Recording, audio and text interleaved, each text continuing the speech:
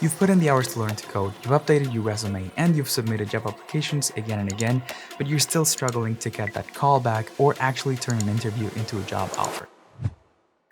And you're not alone. These companies have extremely low acceptance rates. Lots of people apply, but very few of them are invited for interviews, and even less people actually get in. So what is it about them that you or me could be missing?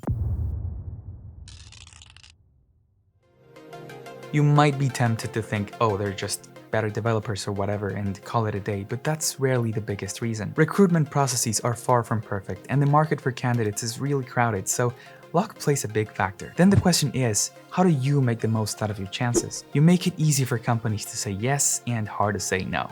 In other words, you build FOMO. And that doesn't start with your resume or even within the interview rounds.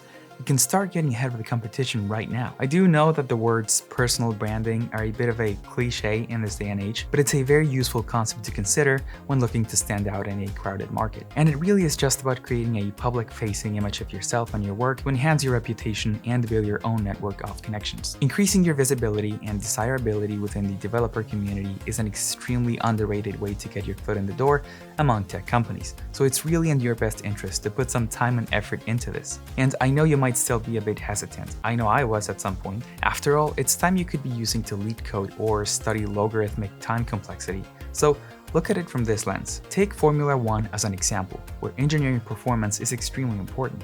That's what determines how fast your car is and the results you're able to achieve. The thing is, even with such high stakes in the technical department, if a team neglected their investments on branding and their public image, yes, they might do well in the first couple of races with the extra money they were able to pour into engineering, but they would be unable to get things like sponsorships or attract the right talent, and that would keep them from developing their car much further.